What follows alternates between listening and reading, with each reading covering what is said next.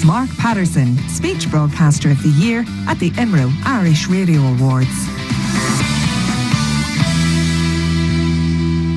Yes, folks, what about this? A former Facebook executive has spoken out against the social network that he helped to create, saying it is ripping society apart. The comments were made by Chamath Palihapitiya, who joined Facebook in 2007, became its vice president for user growth. So he wanted us all to use it and use it more, as we all do, it seems. He says he feels tremendous guilt for the influence Facebook has had and its ability to manipulate people, suggest people take a break from the media thing altogether. Well, he's a venture capitalist and he's banned his own 3 kids from Facebook. He took particular aim at the way people communicate with social media, like hearts and likes and thumbs up. This is what he told our colleagues on Radio 4's PM programme last evening. I think we all knew in the back of our minds, even though we feigned this whole line of like, there probably aren't any really bad unintended consequences. I think in the back, deep recesses of our minds, we kind of knew something bad could happen. But I think the way we defined it was not like this. It literally is a point now where I think we have created tools that are ripping apart the social fabric of how society works. That is truly where we are. And I would encourage all of you, as the future leaders of the world, to really internalize how important this is. If you feed the beast, that beast will destroy you. If you push back on it, we have a chance to control it and rein it in. And it is a point in time where people need to hard break from some of these tools and the things that you rely on. The short-term dopamine-driven feedback loops that we have created are destroying how society works. No civil discourse, no cooperation, misinformation, mistruth. We're in a really bad state of affairs right now, in my opinion. It is eroding the core foundations of how people behave by and between each other. Isn't that really interesting? I've been thinking about this one all day. Joining me in studio, and I'm delighted we have time to talk about this, is the digital specialist, Professor Kevin Curran, media lecturer Suzanne Rogers, and our own in-house listings droid, Declan Fanning. Suzanne, are you checking your posts just now? Are you switching off your notifications, I hope? No, what I was doing was I was looking for the name of a blogger in Fermanagh, who I read a story about him recently. He's a young man who has a particular interest in wildlife. Right. And he happens to be on the Asperger's spectrum. Mm-hmm. And the social network has been a lifeline for him. He's had a check away. I'm being very interested. Draw him in on our conversation. I'm just trying to find his name. It's James something or other. But isn't it amazing? Isn't it amazing, Suzanne? Every conversation, every recipe, blooming Siri, you don't even have to push buttons anymore. If you were outside, you'd be going County Fermanagh, young man, Raptor or whatever, and it would probably find him. Exactly. It's a tremendously powerful thing. It's tremendously powerful, but it's tremendously helpful. And I don't altogether agree with this former Facebook executive. Now, just looking at what he said there, he has 4 particular problems. And one is no civil discourse. Well, we know that's not true because Pure Dairy has started a great conversation here in this city. Your Dairy, I think it's called now, about, and it's resulted in the cafe culture, the nighttime cafe staying open late, and that's, so you've got civil discourse going on there. No cooperation. Well, we all know, and it's great in this part of the world, someone will put something up and say, there's a little person who's starting off, hasn't got a cooker, hasn't got a fridge, and almost instantly you'll have people coming back on that. Where I do probably agree with him is in this area of misinformation and mistruth, because we know that there's an awful lot of it out there. And I was having a wee kind of trawl through just to see what's been happening recently, and this is the story of Keaton Jones. Are you familiar with this one? This is his mum put up a picture of him, his wee boy from Tennessee, and he claimed he'd been bullied. And he had a mark on his face and stuff. At school. And it was just interesting. What happened there? I was concerned. Well, what happened in the end is that it kind of turned full circle, and it sort of, I suppose, mimicked what happens an awful lot on Facebook. First, you've got the heartwarming social post, which was the video. picked up by news outlets because it was picked up and it was being used in newspapers all over. Then you've got a major exposure, as it turned out that this guy and his family had put kind of racist comments on Instagram, photos on Instagram. Apparently there'd been something going on there. There was a crowdfunding page set up and various people like Justin Bieber and all of those came in, raised a lot of money for him. Then there started to be a little bit of social media digging around the subjects, found a bit of an unsavoury kind of backlash, or something that you'd be a little bit concerned about anyway. Then you've got the backlash. Then you've got the fake account. Somebody set up a fake Instagram account during which he apologised on behalf of his mother for some of the things that she'd said. That was fake. And so it's kind of come the whole way sort of back round again. So there's kind of a whole backlash. So what happens if his bullies get a hiding?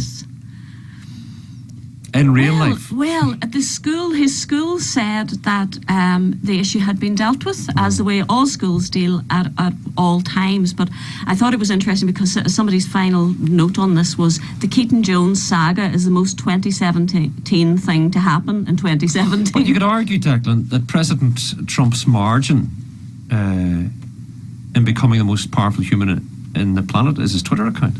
Yeah, we were discussing this earlier on. Recently, what he has been allowed to say without any consequences is crazy. Well, I wonder if I threatened to get my mates together and wage war on North Korea, would if I did that on Twitter, would I be removed? Probably would. Well, see, you should be, like, in all theory. But the thing is with President Trump is that he makes the news with his 140 characters, or the extended ones now. Like some of the stuff he said, like against Senator Elizabeth Warren, where he takes her Native American heritage and he's just being like, you can go on and you can report.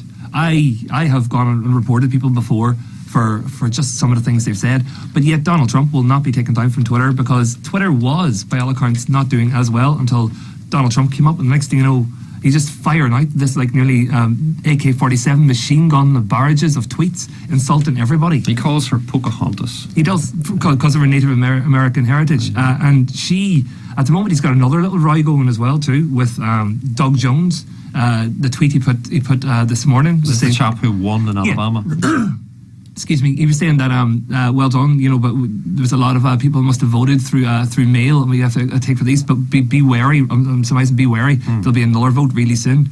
So it's a very idle threat. Kevin, good to see you. Professor Curran is here as well. He's tweeted in the last hour, Donald J. Trump. I follow him not because I want to, but because I sort of kind of need to. Wow.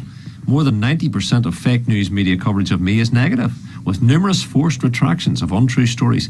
Hence, Kevin, my use of social media, the only way to get the truth out. It's very, very interesting, Kevin. But the chap's point of view previously that Facebook is ruining civil society, basically. He has a point. There is definitely a point. I mean, it might be a bit extreme. It is a bit extremist in my opinion, but of course he does have a point there. But all social media has a positive and negative effect. I mean, the positives are easy, where you will share and your family will see things that they might not otherwise have seen. Your photographs and grandchildren can be seen by the grandparents. So those things which are good, and it's a way to also get your opinions aired, hopefully not in a negative, hateful way, where you're personalizing against someone. But there's a lot of positivity, but there is equally a lot of negativity, and we have to address it as a society, because we got to remember that Facebook, Twitter, these platforms are solely there to generate revenue from ads. Facebook had revenue turnover 26 billion in 2016. But Mr. Zuckerberg will say, look, I'm connecting the world. I'm putting you in touch with your auntie. I'm letting you speak to your cousin in Melbourne. Well, their business model is to sell ads, and then that means to keep us engaged. And they have an onus to their shareholders as well. So therefore, the more content which engages us, so therefore they're more likely, they got control of our feeds as well and the algorithms again. So you can never be sure who sees what you post. Could any of you do without social media? I absolutely could, yes. Yeah. What accounts have you used, Suzanne? It bores me. Personally, myself, I have a Facebook, and just as Kevin says, my family are scattered all over the place from here to Australia. I'm not a tweeter, no. Instagrammer? No, absolutely not, no. Facebook only really for just those family photographs and things. Now, professionally, from that point of view, yes, our college publication has a Facebook account, an Instagram account, and a Twitter account. But you need to be at the forefront of this. Your students face a digital future as young journalists. That's exactly right, and I need to know how to teach them how to use it as a journalist responsibly. So in my personal life, Facebook only and only for that. In my professional life, I'm forced into it. So I suppose the answer to your question is yes and no. Yes, me personally, I could do without it in my personal life. Yeah. In my professional life, no, I can't, because it's such an important tool, and it is such an important, I suppose, aspect of modern journalism, where young people need to know how to use this, and great for when we post stories, when we, our news website is updated, those students will go in, they'll tweet about it, what they've been doing, what stories they've been doing, and it's a way of generating, interest. Exactly. You and Thomasina had an episode, can we call it, on Facebook. Do you want to tell us about that? So our little girl is just over a year old now, and I think one of the most annoying things about social media, and I am definitely guilty, is people, when they have a new kid, put up tons of photos of them. So we put up lots of photos, as we do, like just, like Dwayne sitting there cracking up, like sitting on Santa's knee, going, like lovely photos. And then Thomasina, my wife, noticed then that our photos were being taken by other, they were like bots, like fake accounts, taking our photos and posting them up on their pages. So there was a little picture of our daughter just sitting, being nice and casual. Maybe she's about 7-8 months old. And then the next, there's this Russian kind of, do you ever see the ads that pop up saying, are you single? Are you looking for someone in your area? Like one of these accounts took the pictures of our daughter and put them on the website, like their own account. And she just turned to me and she's all, no. We're like, we wouldn't be big Facebookers at the best of times. But I don't think I'd say in the last maybe year, we've posted less than 5 times. Were they making a story out of your daughter? They were just taking the photo with no extra stuff, just not retweeting it, but just nearly like taking the photo and putting the photo up. See, but that's what happens. But why would they do as clickbait? Look at the lovely baby, or I have no idea. But it scared the living heck out of us, because there's photos of our kids suddenly going around the world, and then like these sites are trolling sites. They're bot sites. They're there's nothing legitimate about these sites. They're encouraging people who are looking for a certain thing to follow these sites, and next thing you know, there's a picture of my daughter on the website forever. Yeah. So we just instantly locked down, put our accounts on private. Declan, with the greatest respect, you had an open account previously, hadn't you? Yeah, I did. And you're an open kind of chap. Yeah, like I genuinely, I made a wee note. Like I'd be tweeting back and forth to Carol Weathers, who played Apollo Creed and Rocky, having the best of crack. Kevin Kilbane, the Rubber Bandits, and that's why there's the benefit. These people engage with you, but there's something weird whenever you're thinking you're putting up a part of your life for your friends, your family to see, and then the next that's been taken, and you don't know where it's going to, what it's being construed as in. Kevin, what about that? I mean, there's the instance of, I suppose, how you do your post and are they private, and of course that algorithm can change very much, and it's very hard to see if you share something and your friends like it, can their friends of the friends see it, and it's quite often, and sometimes when you post something, the last post you may have posted was public, and then it'll automatically default to that as well. So again, you got to be careful whenever you do a post, just to limit your audience. But of course, Twitter, deck at Bogmail. Tweets as we speak, at Marky P Tweets. This is the lad you were asking about, Dara McAnulty. So we found your person. Yes. Unsprung hero, Dara, Springwatch Unsprung. Dara's wildlife blog inspires people from all over the world to connect with nature. Do you know what? My head is in a spin. That's 30 seconds. Yeah, well, I mean, this is it. I was watching... Will I tweet you that then, or what will I do here? Will I put your... I was watching a TED talk recently. Markham Nolan from Storyful was talking about somewhere in South America, and there was an earthquake, and it took the reverberation of the earthquake something like 3 seconds to get to the main city, but within 8 seconds it had been tweeted around the world. That same tweet Kevin, had gone have out. you any advice for people maybe who have the kind of concerns there about the bots? Because I would be worried about a darker side of that, as opposed to look at the lovely baby, I mean, bots, why would they do? What are they doing? Well, I mean, they've got to create accounts. Obviously, there's a lot of money to be made in being able to have bots for Twitter, to be able to retweet for advertising purposes, on Facebook as well, and that they have to post images which are not seen before.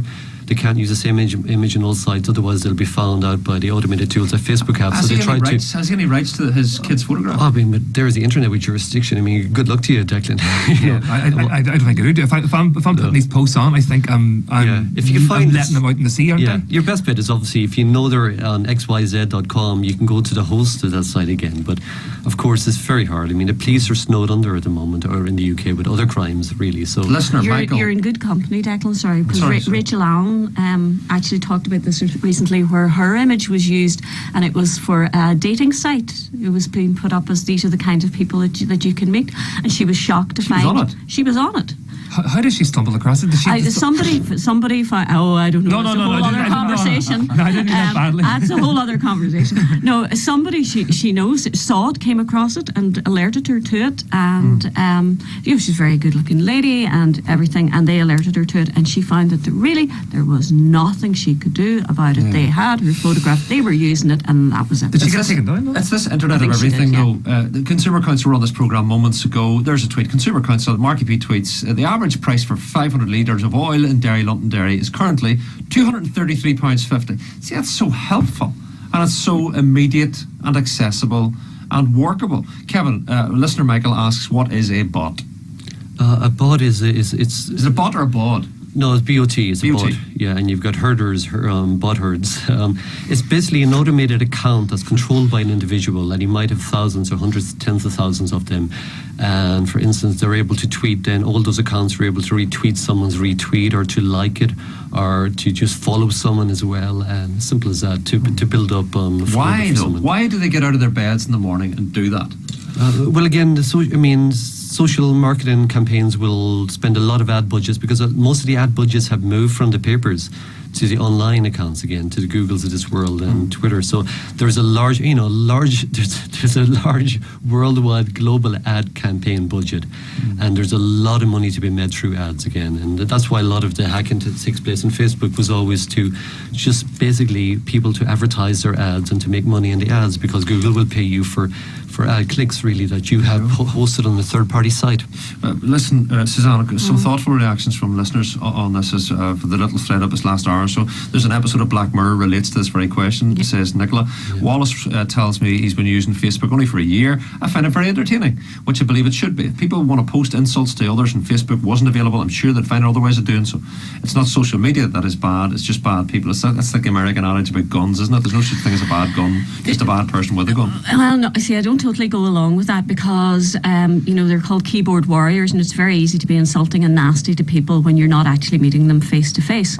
But at the same time, damaged people will become even more damaged on Facebook, but they were maybe damaged people anyway, and if it wasn't Facebook, it would be something else. And I'm thinking about those people who will post things up about their lives and then sit back fearfully waiting to see, is anybody going to like this? Is anybody going to respond to this? Nobody likes me. And nobody likes me. And then the depression goes down, and their self-worth, and this is the Black Mirror thing, I know that episode, their self-worth is kind of built up on how many likes did I get, how many people responded, how many, and sometimes you get these things where people will put something up saying, oh, feeling awful today, or feeling meh, and then they're waiting for a whole response back where people say, what's wrong, honey, what's this, those sorts of people have issues anyway in their own kind of lives, and I don't think you can legislate for that. I think David Campbell agrees. He says, Mark, you interviewed several years ago about the successful Facebook campaign to save the Portrush lifeguards. He goes on to say, like any technology, social media has the potential for good and bad, obviously.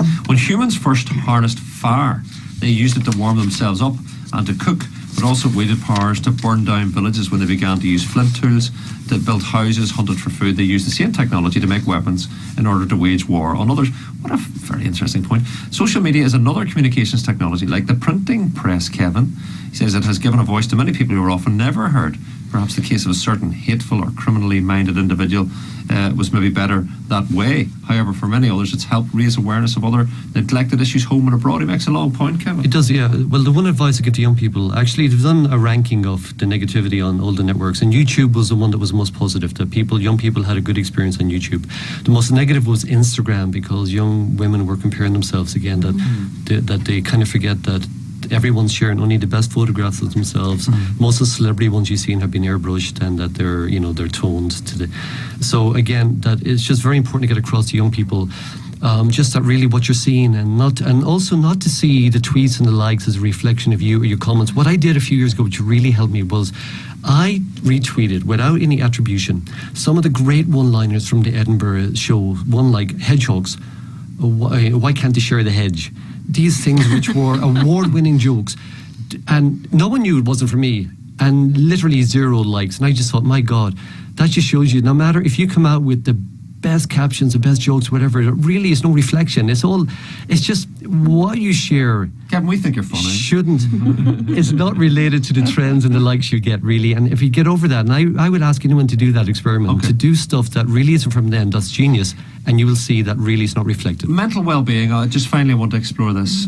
Suzanne, I have a friend who's passionate about social causes and political causes, and he tweets, or he puts up a lot of stuff on Facebook. He's the greatest fella in the world, compassionate and all that, but it's stuff about, maybe Israeli Defence Force and their treatment of children and stuff like that, or a child that's been knocked down. Stuff. And I see images of a child with a distorted leg or a broken body. And my day is just, that's all I can't get out of my mind. I worry that the ubiquitous nature of this is not necessarily for the human good. Not that we're shielded from that stuff, but it can be deeply troubling. It can indeed, and I know exactly what you're saying. Sometimes people feel that they have to share these images in order to get people to start feeling passionately about it, I'm exactly like you, have a very low threshold for that sort of thing. But I suppose the thing about it is that you have to choose who you're going to follow. If it's going to be Twitter, and if you really can't put up with those things, then you get on TweetDeck and you get rid of all of the people that you don't want to do that. Just as a sort of a positive thing, and this is working with young people, I can see both sides of it, because on the one side, their life does seem to be around Facebook and how many likes and blah, blah, blah and all the rest of it. But then on the other side as well, like the young blogger in Fermanagh, I also know that there are young people for whom that kind of social interaction is maybe the only one they can handle, because they are autistic or have Asperger's, and they can handle that, and they can have friends that they couldn't have face to face. We need as many good people on Twitter as we possibly can have. Surely the end is not now for Amazing Foxworth on Twitter. Declan, you're still on Twitter, aren't you? No, I am, but my account is now locked down. So it's just like, if I was to that's a shame. Well, no, like if the people who want to follow me can put in a request. And then that's me stopping roughly the bots, and then they can't catch my. So Amazing Foxworth. At Amazing Foxworth, yeah. And Professor, what's yours, Kev? At Prof Kevin Curran. Prof Kevin Curran, okay. And yours, Suzanne? At iNews NWRC. iNews. That's our college website.